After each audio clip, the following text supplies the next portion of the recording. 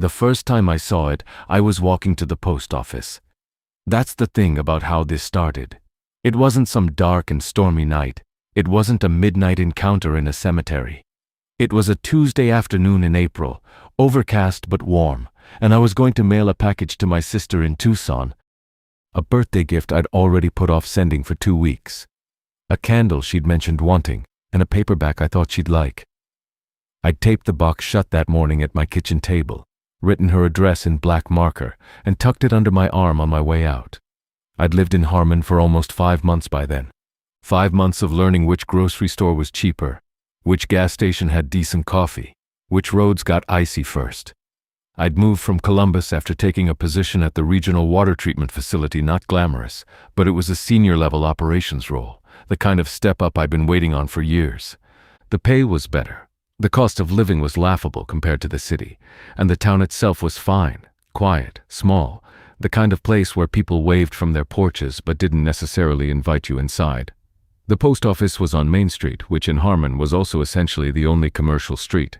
A diner, a hardware store, a bank branch, a barber shop, a little insurance office, and the post office, all lined up on one side. On the other side there was a pharmacy, a real estate office that looked like it hadn't moved a listing in years, and a small public park.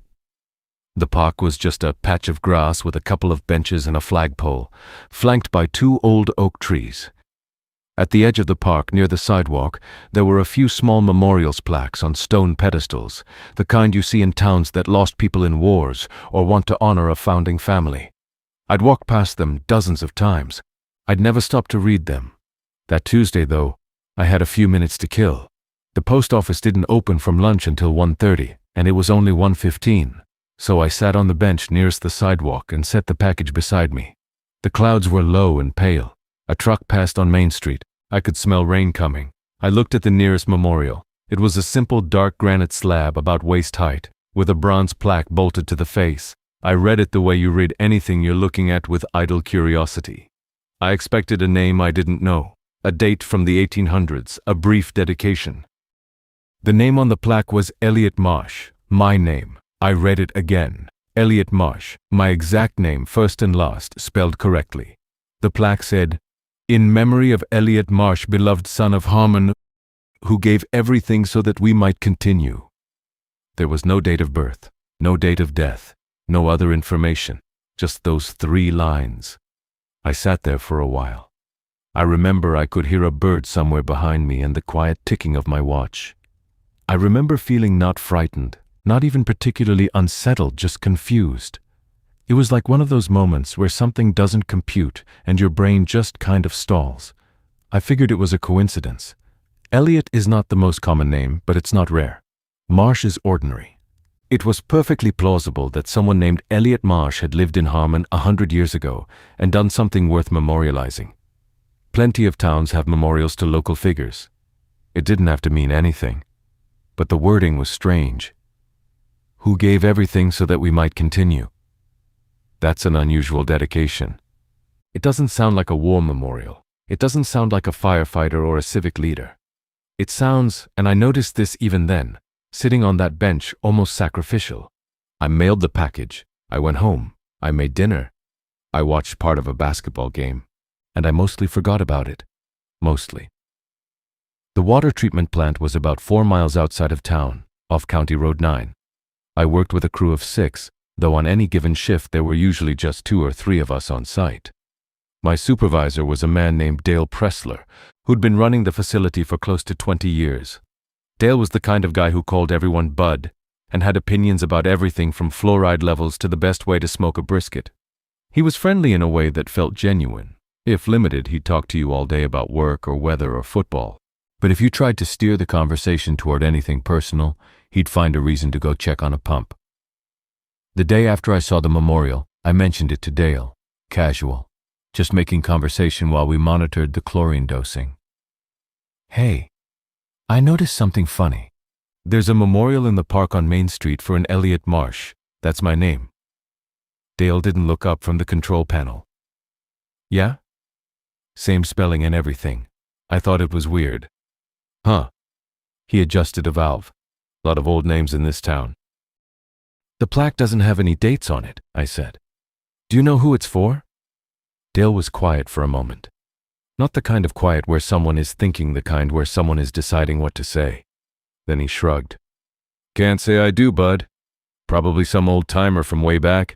Town's been here since the 1840s. The wording was kind of odd. How so? It said something about giving everything so that we might continue. Dale turned a page in the logbook. Sounds like a war thing.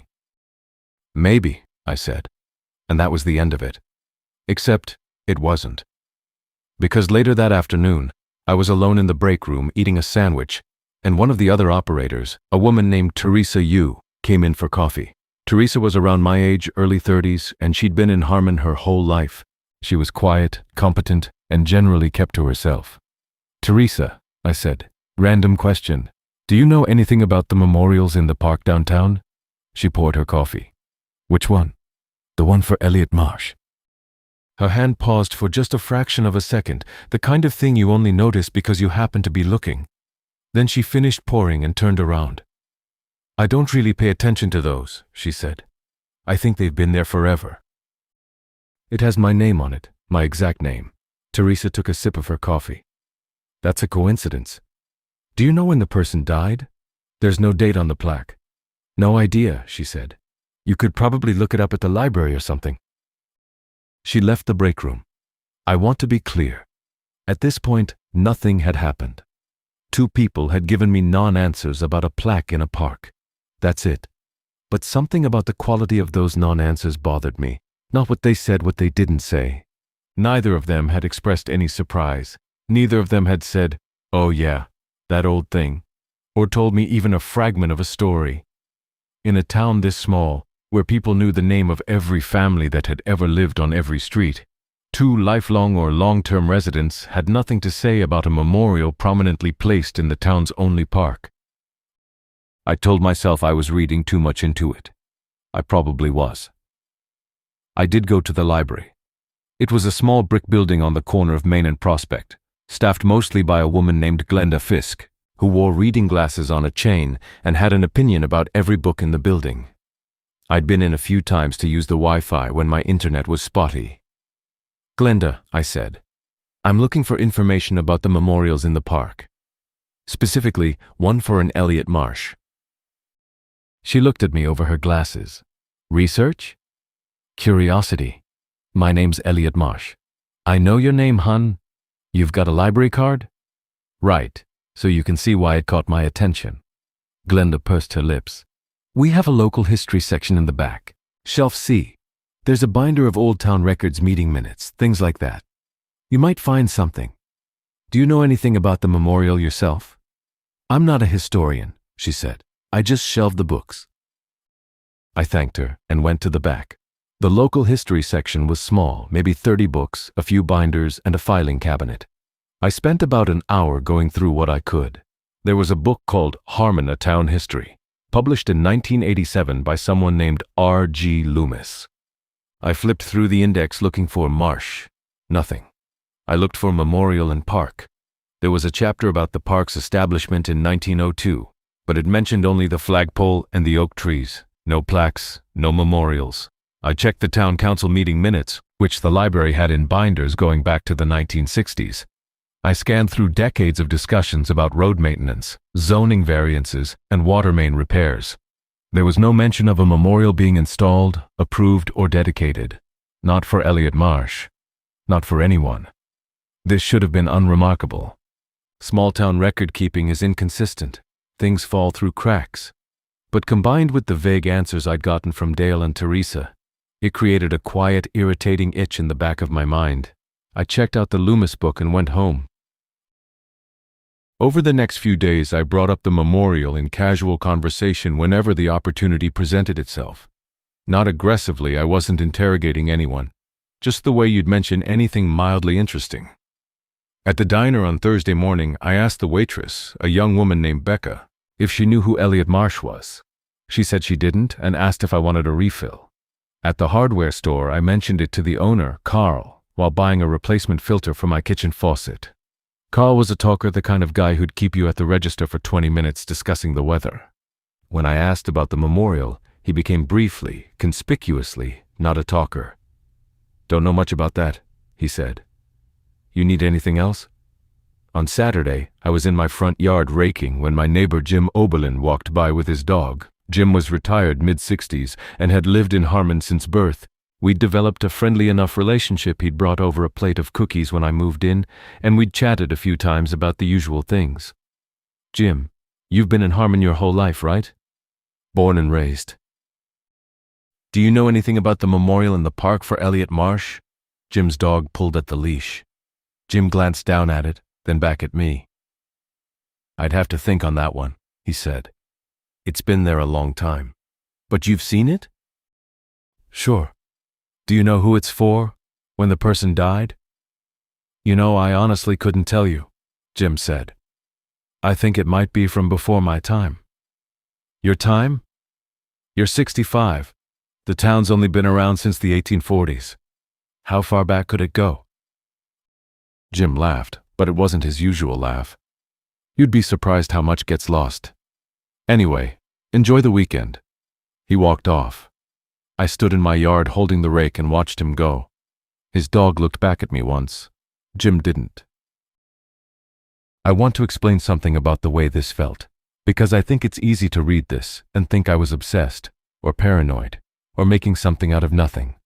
I wasn't, not yet. What I was mostly was annoyed. I'd asked a simple question multiple times and gotten the same non-answer. In a small town where everybody knows everybody, nobody could tell me a single thing about a person memorialized in the most public space in the community. That's not mysterious. It's just weird. And it was the consistency of it. If one person didn't know, fine. If two people were vague, okay. But everyone?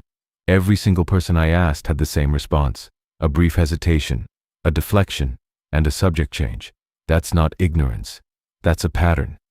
I started to wonder if there was something embarrassing about the memorial, if the person had done something shameful, or if the memorial itself was controversial for some reason. Small towns have long memories for grudges. Maybe nobody wanted to talk about it because the story behind it was ugly.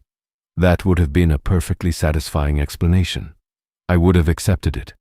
But then something else happened. The following Wednesday, I came home from work and found a note in my mailbox. Not in an envelope, just a folded piece of white printer paper tucked in with the usual junk mail, written in blue ballpoint pen in neat but hurried handwriting. "Stop asking about the memorial." That was it. No name, no return address, no explanation, just those 5 words. I stood at my mailbox holding the note and looked up and down the street. It was empty. A lawn sprinkler was running 2 houses down. Somewhere a screen door banged. I went inside and sat at my kitchen table and looked at the note for a long time. I turned it over. Blank. I held it up to the light. Nothing hidden. I smelled it, which was stupid, but I did it anyway. It smelled like paper. Here's the thing. A warning like that is supposed to scare you off. But if you're the kind of person who gets warned off easily, you're also the kind of person who would have dropped the subject after the first few non-answers. I'm not particularly brave, but I am stubborn, and being told to stop doing something without being told why has never worked well on me. If anything, the note did the opposite of its intended effect.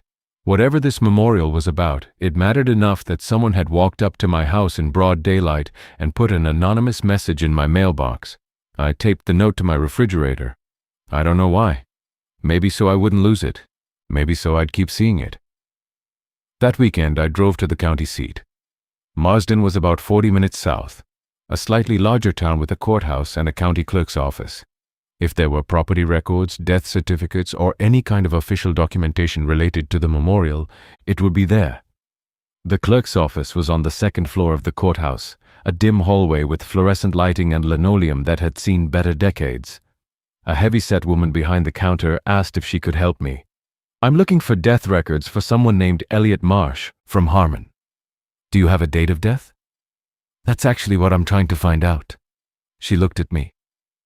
"I need at least a range. We're not digitized before 1950. And even after that, you'd need to go through records year by year." Could I try? Is there a way to search by name? She sighed, but she was helpful. She showed me to a back room where the county kept bound volumes of death certificates organized by year. The digitized records from 1950 onward were on a computer terminal that looked like it ran Windows XP. I started with the digital search. I typed in Elliot Marsh and searched the entire database. No results. I tried E. Marsh. 3 results came up: an Edward Marsh who died in 1967, an Elizabeth Marsh who died in 1988, and an Elaine Marsh who died in 2003. No Elliot. I asked the clerk if I could look at the pre-1950 volumes. She brought me 3 heavy cloth-bound books covering roughly 1890 to 1950, the range she thought would be most relevant for a memorial like the one I described. I sat at a wooden table under bad lighting and went through them page by page. It took almost 2 hours. Every death certificate in the county for 60 years. There was no Elliot Marsh, no death certificate, no record. As far as the county was concerned, nobody by that name had ever died in Harmon or anywhere else in the jurisdiction. I drove home with the windows down because I needed the air.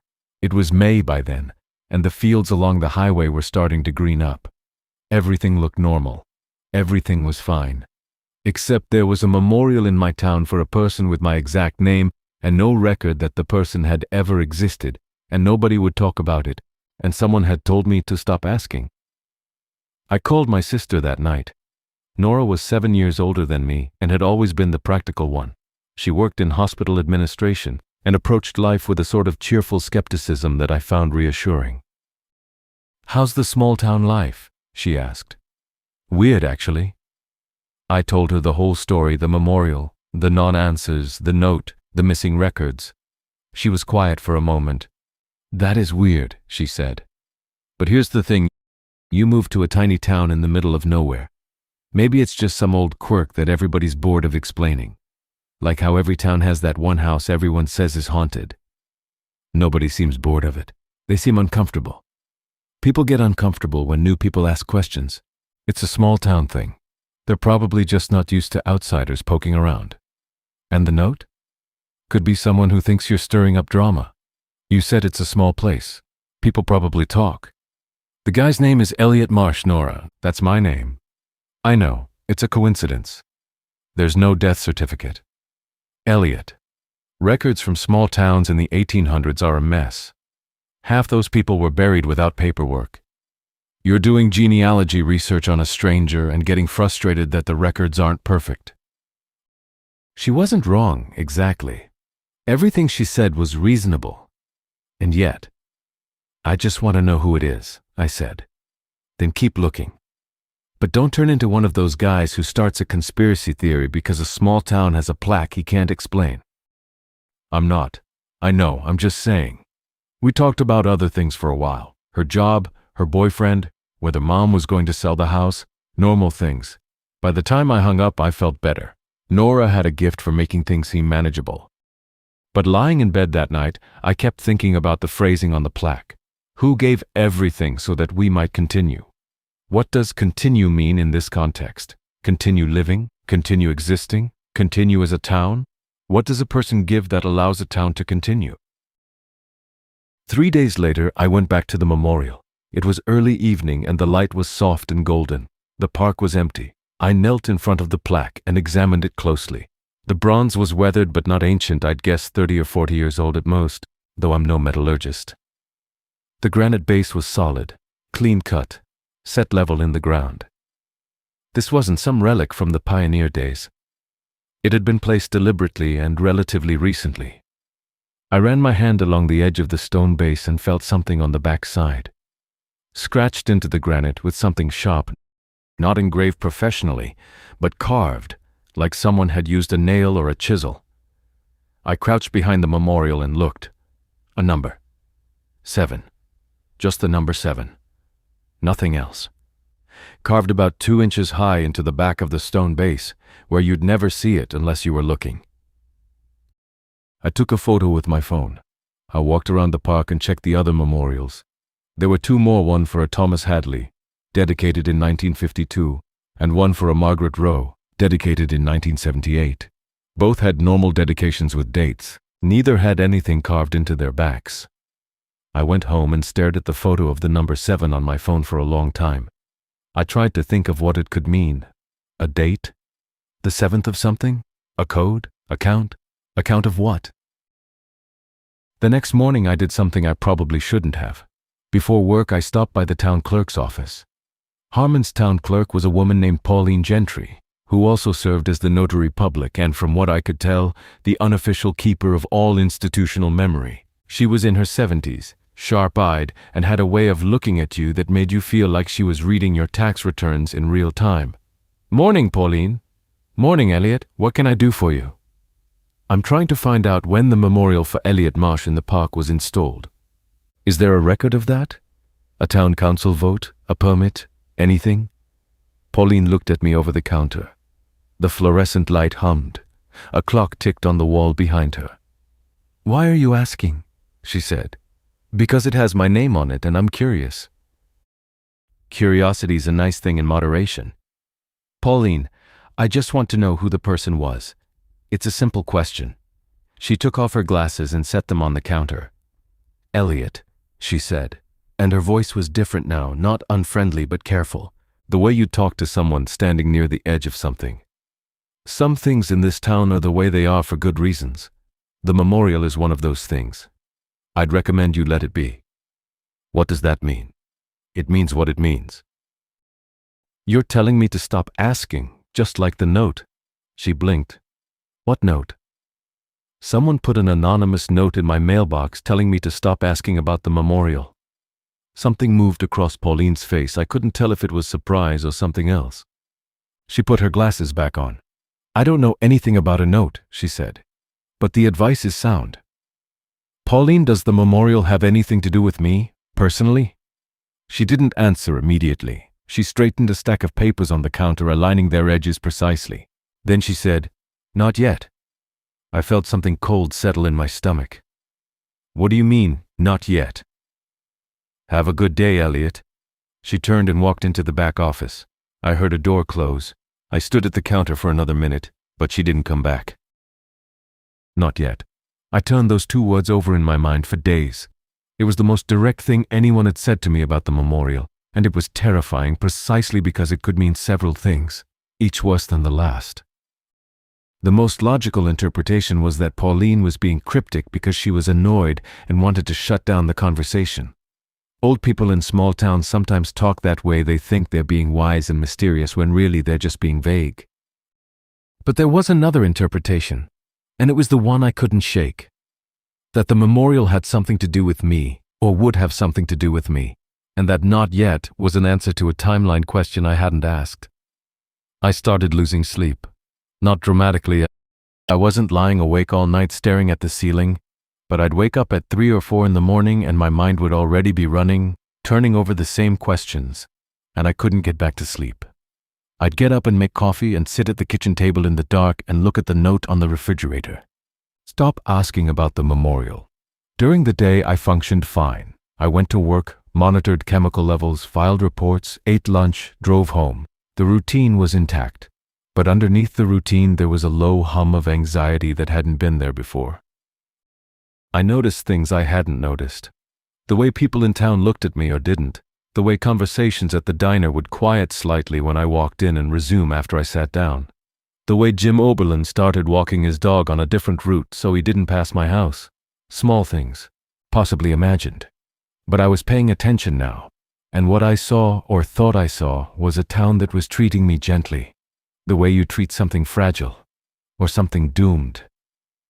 I tried the internet. I searched Elliot Marsh Harmon in every combination I could think of. I found my own social media, a few mentions of my new job in the facility's public records, and nothing else. No obituary, no historical reference, no newspaper article, nothing. I searched Harmon Memorial and Harmontown Park and got a couple of generic hits about the town's founding, but nothing about the plaques. I tried genealogy websites. I searched census records for marshes in Harmon and the surrounding county. I found a handful in Abner Marsh in the 1870 census, a Franklin and Ruth Marsh in 1910, but no Elliot, not in any year. It was as if the person memorialized in the park had never lived, never died, and never been counted in any official record. The only evidence he'd ever existed was a plaque in a park and the refusal of an entire town to discuss him. Then I found the photographs. I'd gone back to the library to return the Loomis book and figured I'd take one more look at the local history materials.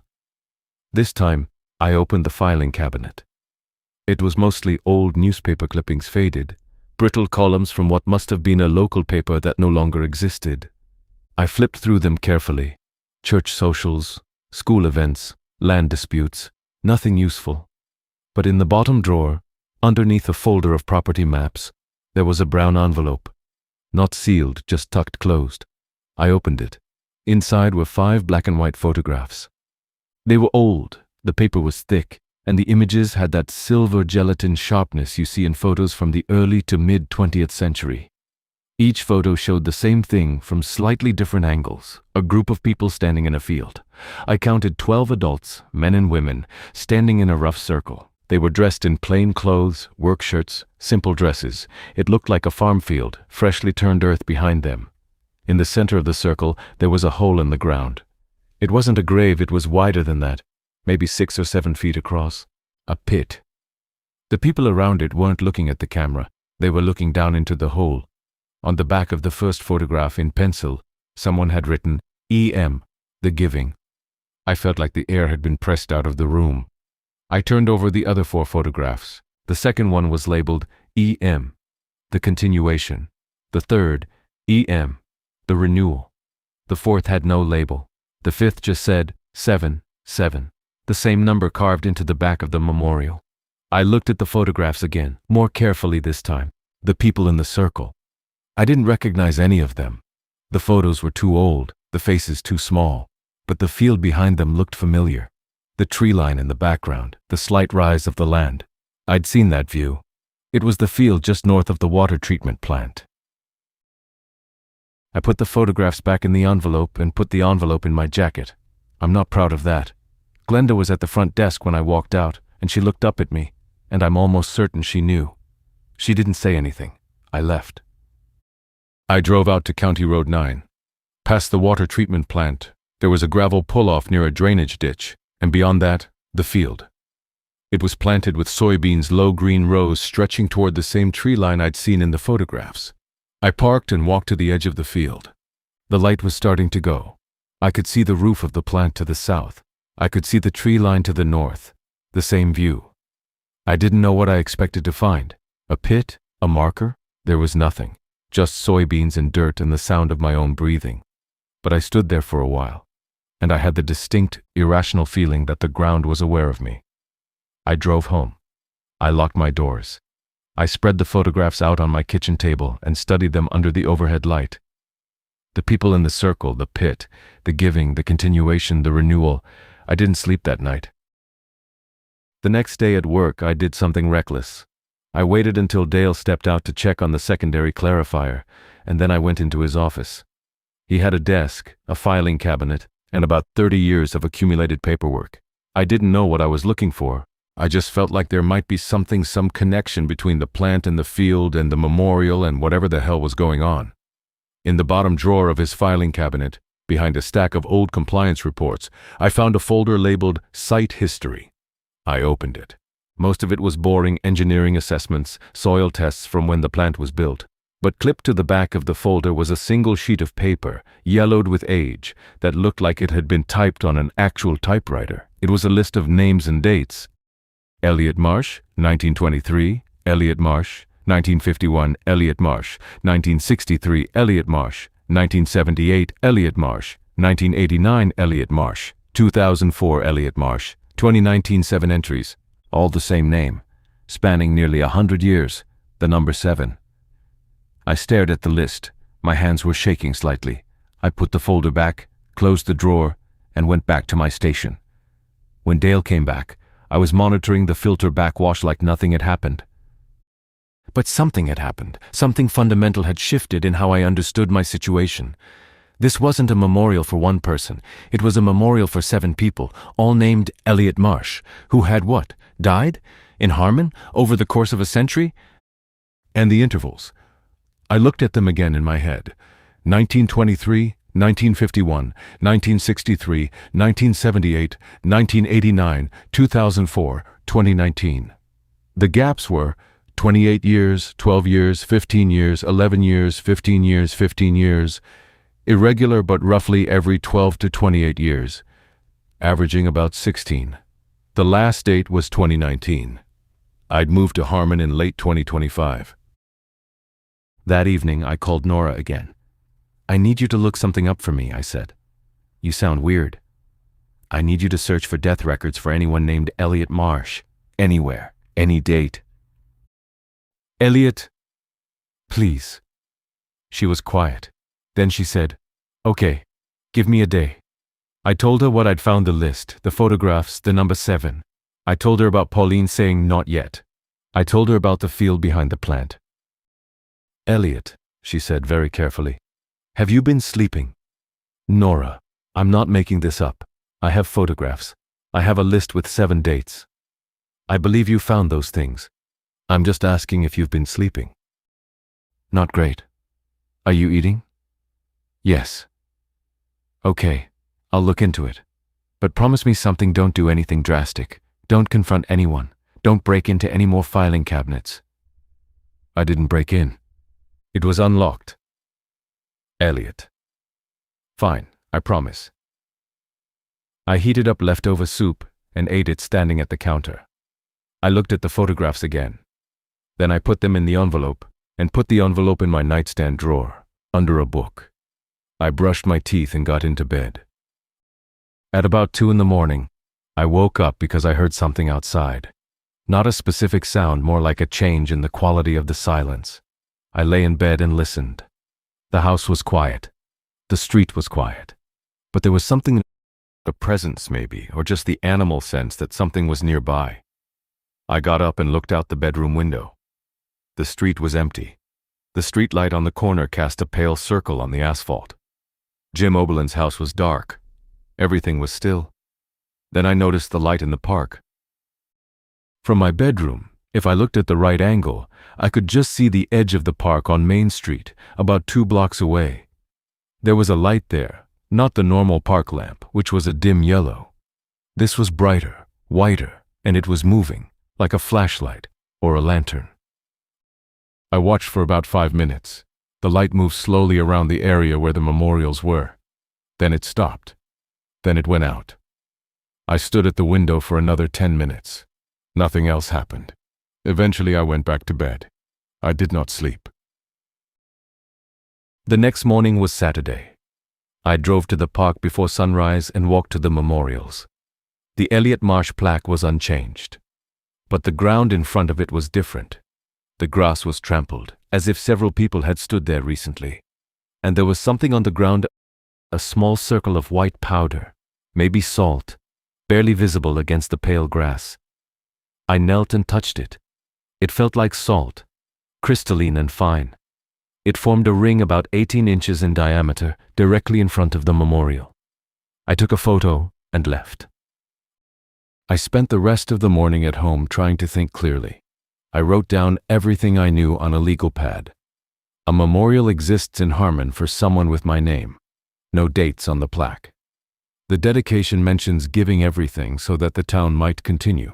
Nobody in town will discuss it. Someone warned me anonymously to stop asking. The town clerk told me the memorial doesn't pertain to me yet. There are no death records for any Elliot Marsh in the county. Old photographs show townspeople gathered around a pit in a field near the water treatment plant, labeled with the initials EM, and the words giving, continuation, and renewal. A list in the plant's files shows 7 dates, spanning from 1923 to 2019, all associated with the name Elliot Marsh. The number 7 is carved into the back of the memorial. Someone visited the memorial at night with a light. Salt was left on the ground. I looked at what I'd written. It was insane. It read like the plot of a horror movie. But every single item was real, documented, and sitting in my house or photographed on my phone. I called in sick to work on Monday. Then I drove to Marsden again. The county courthouse had a records room, but it also had a newspaper archive. The Marsden County Register had been published continuously since 1889. I spent 6 hours going through microfilm. I searched for every date on the list. For 1923, I found nothing directly, but in the September 14, 1923 edition, there was a small item in the community notices. The town of Harmon reports its annual renewal gathering was held successfully last Saturday. All residents in attendance express gratitude. Renewal gathering. I searched 1951. In the June 22, 1951 edition, Harmon's traditional community event held this past weekend. Participants report favorable outcomes. The town extends its appreciation. I searched 1963, October 4th, 1963. The community of Harmon gathered this past weekend for its long-standing tradition. Town leaders report all obligations were fulfilled. The same pattern appeared for every date on the list. Small, vague notices in the county paper, never more than 2 or 3 sentences, never specifying what the event actually was. Renewal, gathering, tradition, obligations fulfilled, gratitude. And in the November 18, 2019 edition, the most recent date on the list, Harmon community leaders confirmed the successful completion of their periodic renewal ceremony. The town remains grateful for the continued prosperity and safety of all residents. I sat back from the microfilm reader. The library was quiet. A clerk was reshelving books somewhere behind me. Renewal ceremony. An event held every 12 to 28 years, in which someone named Elliot Marsh gave everything so that the town might continue.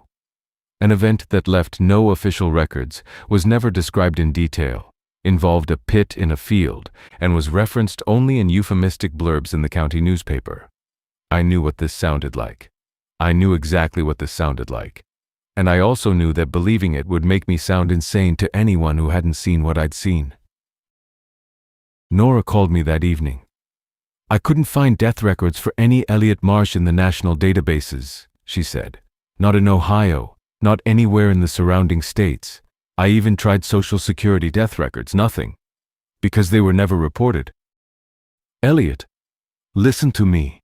I told her what I'd found in the newspaper archives, the gatherings, the renewal, the pattern. I read her the notices verbatim. She was quiet for a long time. You need to leave, she said. What? Get in your car and drive here. Tonight. Right now. Nora, I have a job. I have a lease. Break them both. Elliot, listen to what you're telling me. You're describing a town that might have done something to 7 people with your name. You need to leave. I don't even know what I'm describing. I'm describing a plaque and some old newspaper clippings. For all I know, renewal ceremony is their term for a pancake breakfast. Do you believe that? No. Then leave. I told her I'd think about it. She made me promise to call her every day. I agreed. But I didn't leave. Not because I was brave, and not because I was stupid, but because of something I couldn't fully articulate. It's the same reason people stay in houses they think are haunted. The same reason they open doors they shouldn't open. Not curiosity exactly. Something more like compulsion. The feeling that I was already part of whatever this was, and that running wouldn't change that. And underneath that, something darker. The feeling that I had been brought here. That the job, the move, the whole trajectory of my life that had led me to Harmon, that none of it was accidental. That the town hadn't just been waiting for an Elliot Marsh. It had been waiting for me. 2 days later, Dale called me into his office. Close the door, he said. I sat down across from his desk. He looked tired. He rubbed his face with both hands and then looked at me. I know you went through my filing cabinet. I didn't say anything. Teresa saw you come out of my office. I checked the drawer. The folder was put back wrong. He leaned back in his chair. I'm not going to fire you. That's not what this is about. What is it about? Did you read the list? Yes. And I suppose you've been doing research on top of that? Yes. Dale exhaled. He looked at the wall, at the window, at his hands. He looked like a man trying to find the entrance to a conversation he didn't want to have. How much do you know? He asked. 7 people named Elliot Marsh. Dates going back to 1923. A ceremony. Nobody will explain it. No death records. Photographs of people standing around a pit in the field north of this building. Dale closed his eyes. Dale, what is happening? He opened his eyes. The town needs it, he said. Needs what? The renewal. It's Christ, Elliot. I don't know how to explain it in a way that doesn't sound like complete horseshit. The town has an obligation. It has since the beginning. Since the founding. There's something in the ground here, under the town, under the field. I don't know what it is, nobody does. But it's real, and it requires renewal. And the renewal requires… He stopped. Requires what? A giving. What does that mean, Dale? His jaw tightened. It means what it means. Someone gives themselves, voluntarily, and the town continues. The crops grow, the water stays clean. The sickness stays away, the town continues. I felt like the room was tilting. You're talking about human sacrifice. I'm talking about something I don't understand, and my father didn't understand, and his father didn't understand. I'm talking about something that's been happening since before any of us were born. I'm talking about the fact that the last time someone refused, the last time the giving didn't happen on time, 12 people died in one winter. Influenza. And the well water turned. And the soil went dead for 3 years. That was 1918. After that, they found the first one. The first Elliot Marsh. Yes. Why that name? Why my name? Dale shook his head. I don't know. It's always been that name. It's part of the requirement. The thing in the ground, whatever it is, it asks for that name. It specified it. A long time ago, the founding families reported that it communicated what it needed, and what it needed was a person with that name, given willingly. Given willingly. I repeated the words. They tasted like poison. And you, the town, you find people named Elliot Marsh and you lure them here? It's not like kidnapping someone off the street. The town puts out opportunities, jobs, housing, and if someone with the right name comes, they come, of their own free will. My job. You posted my job. Dale looked at the floor. The position was real. We did need an operator. But the recruiting, the headhunter that contacted me, the salary offer that was 20% above market, the cheap housing, all of that was designed to attract a person named Elliot Marsh. He didn't deny it. I stood up. My chair scraped the floor. I'm leaving. You can leave, Dale said quietly. Nobody's going to stop you. Nobody ever stops them. But Elliot, the last renewal was 2019. It's 2026. It's been 7 years. The intervals are getting shorter. The town is already starting to feel it. The water quality is changing. The soil samples are wrong. Jim Oberlin's wife has cancer. 3 kids at the school have been out sick for weeks with something nobody can diagnose. It's starting. That is not my problem. No, Dale said. It isn't. You can leave. But I want you to know, every person on that list chose to stay. Every single one of them. They learned the truth, and they chose. They were manipulated. Maybe. Or maybe they saw what was happening and understood that one person's sacrifice could save hundreds of others. I don't know. I wasn't there for most of them. Were you there for 2019? Dale's face crumbled for just a moment, a flash of something raw and broken, and then he put it back together. His name was Elliot Marsh. He was a school teacher. He was 29 years old. He'd been in Harmon for about a year.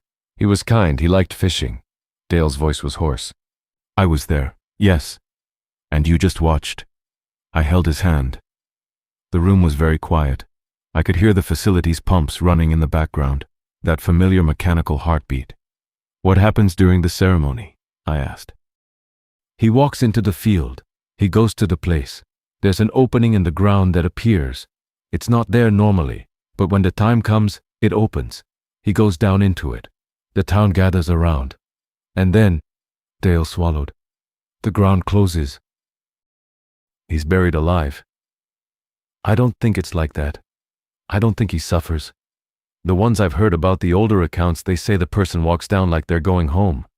Like whatever's down there isn't frightening to them once they're close to it. Like it welcomes them. That's a lovely story the town tells itself. Maybe. I'm just telling you what I was told and what I saw. I left his office. I left the building. I got in my car and sat in the parking lot with the engine running for 20 minutes. The field was right there, on the other side of the drainage ditch. Green soybeans, clear sky, a normal day. I went home and started packing. I didn't take everything, just clothes, the photographs, my laptop, a few essentials. I loaded 2 bags into my car. I taped a note to the front door, telling the landlord I was leaving and he could keep the deposit. It was early evening. The sun was still up. I got in the car, started the engine, and pulled out of the driveway. I drove to the edge of town. Harmon doesn't have a formal boundary. The buildings just thin out and the fields start. I was heading south on Route 15, toward the highway, toward Columbus, toward something resembling rational reality.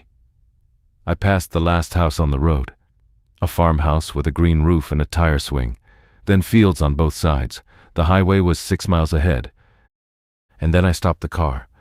I sat there on the empty road with the engine idling and the field stretching away on both sides, and I understood something about myself that I didn't want to understand. I understood that I could leave, that nobody was going to chase me, that I could drive to Columbus and then to Tucson and sit on Nora's couch and drink beer and watch television and get a new job, and eventually the memory of Harmon would fade into a strange anecdote I told at parties.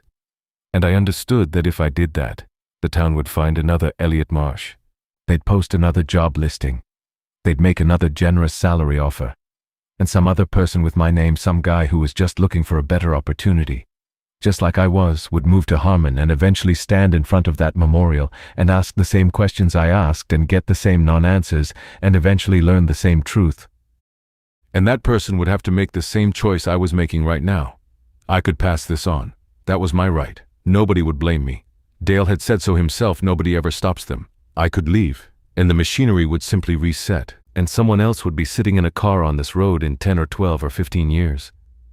I thought about the school teacher, 29 years old. He liked fishing. Dale had held his hand. I thought about Jim Oberlin's wife and the kids at the school and the water quality reports. I thought about the thing in the ground, whatever it was, not a demon, not a god, something else. Something that had been there longer than the town, longer than the name Elliot Marsh, maybe longer than any human word for what it was. Something that required sustenance and offered in return something that looked an awful lot like grace. Clean water, fertile soil, health, continuation, the ordinary miracle of a town that persists. I put the car in reverse and turned around. I need to tell you that I didn't make this decision nobly. I didn't feel brave. I felt sick. I pulled over twice on the drive back to town and sat with my head against the steering wheel. The second time, I actually opened the door and threw up on the gravel shoulder. It was the soup from earlier. When I got back to my house, the sun had set. The street was dark. I brought my bags back inside and sat on the couch without turning on the lights. I sat there for hours. I didn't cry, but I came close a few times, and the not crying felt worse than crying would have. At some point I texted Nora, "I'm okay, I'll call you tomorrow." She wrote back immediately, "Are you leaving?" I didn't respond. Around midnight I walked to the park. The memorial was there, pale granite under the streetlight. I stood in front of it and read the plaque again. Elliot Marsh, beloved son of Harmon, who gave everything so that we might continue. "I'm not a son of Harmon," I said out loud. "I've been here 5 months." Nobody answered. The park was empty. The oak trees moved in a slight breeze. I walked around to the back of the memorial and looked at the number 7 carved in the stone. I touched it with my finger. It was cold, as stone is. But the longer I touched it, the more certain I became that there was warmth underneath, deep underneath, beneath the stone and the earth and whatever lay below, something generating heat the way a living body generates heat. I pulled my hand away. I went home. I went to bed. I slept, finally, and I didn't dream. The next morning, I went to Dale's house. He lived in a modest ranch on Elm Street with an overgrown yard and a garage full of woodworking tools. He answered the door in sweatpants and a flannel shirt holding a coffee mug. I turned around, I said. He looked at me for a long moment. "Come in." We sat at his kitchen table. His house smelled like sawdust and coffee. There were family photos on the refrigerator, kids, grandkids, a woman who must have been his wife. "When is it supposed to happen?" I asked. "When you're ready." That's not an answer. It's the only answer I have. The last few, the timing was when they said they were ready. The ground opens when the person is ready. So the town doesn't set a date. The town doesn't control it. The town just facilitates. I drank the coffee he'd poured me. It was too strong and slightly burnt. What do I do between now and then? Whatever you want. Live your life. Some of them stayed for months after deciding. The school teacher, he stayed almost a year. He taught third grade that whole time. He coached Little League. He lived. And nobody treated him differently? Everybody treated him differently, but he didn't seem to mind. He said it was like being loved very specifically. I set down the coffee cup. I have conditions. Dale raised his eyebrows. First, my sister. She doesn't find out the real story, ever. You tell her I had an accident, or I moved, or whatever you need to tell her. She doesn't spend her life knowing what happened. We can do that. Second, the next one, the 8th. If there's an 8th, the town tells them the truth up front. No games, no anonymous notes, no evasion. You tell them what you told me on day 1, and you let them decide. Dale was quiet. I can't promise that. It's not just my decision. Make it your decision. You're the one who'll still be here. He nodded slowly. I'll try. Third, I want to see the field first. I want to go out there and stand where it happens before it happens. I want to know what I'm walking into. I can take you today. We drove out to the field that afternoon. Dale parked at the pull-off near the drainage ditch, the same place I'd parked weeks earlier. We walked through the soybeans to a spot roughly in the center of the field. Dale stopped. Here, he said. I looked down. The ground looked like every other piece of ground in the field. Bare soil between the soybean rows, dark and moist. When it opens, Dale said, it doesn't look like a hole. It looks more like the ground becomes soft, like water. You can see down into it, and there's a light, not bright, just enough to see. And there are steps. That's what they say, there are steps leading down, carved out of the earth itself. You saw this in 2019. I did. What's at the bottom? I don't know. Nobody goes down except the one who's giving. I knelt and put my hand on the soil. It was warm, warmer than it should have been, even in the afternoon sun. And beneath the warmth, I felt or imagined I felt a vibration, a pulse, slow and deep, like the heartbeat of something enormous and patient. Does it know I'm here? I asked. I think so, Dale said. I lived in Harmon for another 4 months after that. It was the strangest period of my life, and also, in a way I struggle to explain, the most vivid. Every day felt intensely real. The color of the sky looked different, not brighter but more specific. Food tasted more like itself. Conversations, even trivial ones, felt weighted with a significance I couldn't articulate. People were kinder to me, not in the performative, guilty way I'd expected, but in a way that seemed genuine and unselfconscious. Becca at the diner started bringing me a slice of pie after my meal without charging for it. Carl at the hardware store replaced my kitchen faucet for free. Teresa at work started talking to me more about her life, her daughter, her ex-husband who lived in Akron. She cried once in the break room and told me she was sorry. I told her it was okay. I meant it, and I also didn't mean it. Jim Oberlin started walking his dog past my house again. We'd stand in my front yard and talk. He told me about his wife, Doreen, who was doing chemo. He told me about their first date, about the time they got lost driving to Niagara Falls, about how she still made him laugh after 40 years. One evening, he looked at me with something raw in his face and said, "It matters. What you're doing. I need you to know it matters." "I know," I said. "My Doreen, I know, Jim." He walked away and didn't look back. I called Nora every few days. I told her things were good. The job was going well. I'd made friends. I was thinking of staying long-term. She was relieved. "I was worried you were going to do something crazy," she said. "I'm glad you're settling in." "Me too," I said. At night, I'd sit on my porch and look at the sky and listen to the town settling into sleep. Doors closing, televisions turning off, the last light in Jim's living room going dark. The quiet of a place that was, in its own awful way, honest about what it was. Every town survives on sacrifice. Most of them just hide it better. It happened in October. I woke up on a Tuesday morning and knew it was the day. I can't explain how I knew. It was like knowing you're hungry, or knowing it's going to rain. A bodily certainty that didn't pass through rational thought. I showered, I ate breakfast, scrambled eggs and toast. I washed the dishes and put them away. I made my bed.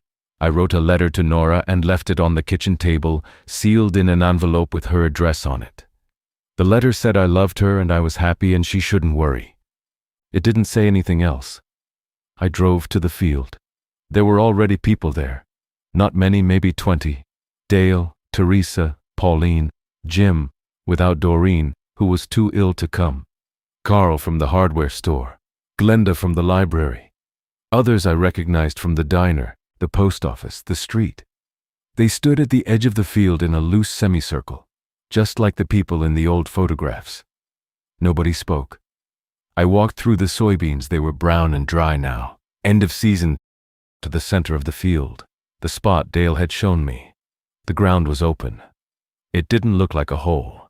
Dale had been right about that. It looked like the earth had softened and turned translucent, like dark water, and beneath the surface there was a faint amber glow, warm and steady. I could see shapes in the glow, not steps exactly, but a path, curving downward into the warmth. It looked organic, like the inside of something living. I stood at the edge and looked down. The warmth rose around me like breath. There was a smell, not unpleasant. Loam, rain, something older, something that had been alive before there were words for being alive. I was afraid. I want to be clear about that. I was shaking and my mouth was dry and every instinct I had was telling me to run. I looked back at the people standing at the edge of the field. Dale was there, and he was crying. Teresa had her hand over her mouth. Jim Oberlin was looking at me with an expression I'll never forget. Gratitude and grief so intertwined they were the same thing. I turned back to the opening. I thought about the schoolteacher who liked fishing. I thought about the 6 others before him. I thought about the people whose names I'd never know. The ones who'd had this same choice in some form before there were memorials or records or a town called Harmon. I thought about Nora, who'd get my letter and be confused and then sad and then, eventually, maybe at peace. I thought about Doreen Oberlin and the sick kids and the clean water and the fertile soil and the ordinary miracle of a town that persists. And I thought about the next one, the 8th Elliot Marsh, whoever he was, wherever he was right now. Maybe he was a kid, maybe he was in college. Maybe he was living his life without any idea that a town in Ohio was going to come looking for him someday. I hoped Dale would keep his promise. I hoped they'd tell the truth. I stepped forward. The ground was warm under my feet and then it was soft, and then I was descending. The amber light surrounded me. The air was thick and tasted like copper and honey. The sounds of the field above the wind, the distant highway, the muffled crying faded as I went deeper, replaced by something else. A sound, not a voice, a vibration felt in the bones that carried something like meaning. Not words, not language, something older and simpler. Welcome. Not the word welcome, the feeling. The way a warm house feels after a long walk in the cold. The way sleep feels when you've been awake too long. It was waiting for me and it was glad I'd come and there was no malice in it. There was need, deep and ancient and impersonal, but within the need there was something that felt like love, or the closest a thing like this could come to love. The light grew warmer. The path went deeper. Behind me, the opening was shrinking, not closing violently, but settling, the way water settles after a stone is dropped. The last thing I saw, looking up through the narrowing circle of sky, was Dale's face. He was looking down at me. He raised his hand. I raised mine. That's where the story should end, but it doesn't because I'm still writing it.